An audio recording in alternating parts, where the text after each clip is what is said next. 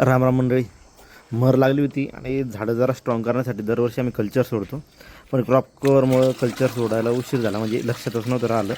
तर चला कल्चर कसं करतो मी तुम्हाला दाखवतो. पाण्यामध्ये गूळ टाकून घेतला आणि खाली ताकाचा डबा आहे. आणि आपण हे आणलं NPK कॉन्सो, त्याच्यानंतर व्हॅम, त्याच्यानंतर जे काही समोर तुम्हाला पुढे दिसतात ट्रायकोडर्मा विरिडी, त्याच्यानंतर असेल आपला सुडोमोनास बॅसिलस, हे ट्रायकोडर्माचे 2 सुडोमोनास घेतले, व्हर्टिसिलियम घेतलं एक, असे 2-2 किलो घेतले हे तिन्ही पॅकेट. व्हॅमचे 2 घेतले आणि NPK कॉन्सो 2 घेतले. हे सगळं मटेरियल 2 एकरसाठी. तर ताक आणि गूळ आपलं गावरान असलं पाहिजे. आम्ही गाईचं ताक वापरलं आहे. बाबांतोपर्यंत ताक 200 लिटर बॅरलमध्ये टाकून घेतलं आहे.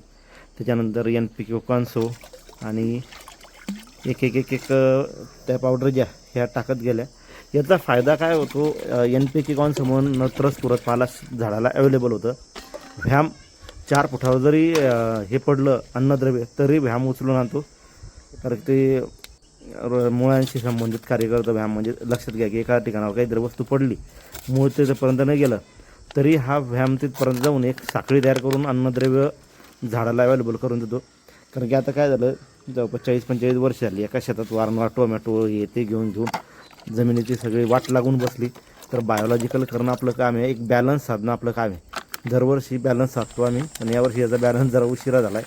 आता तुम्हाला वाटत असेल एवढं 43-44 डिग्रीमध्ये काकडे सर हा प्रयोग का करताय, तर शेतकरी मित्रांनो प्लॅन पॅथॉलॉजी झालं आहे, म्हणजे असं काही मोठं रॉकेट सायन्स नाही झालं.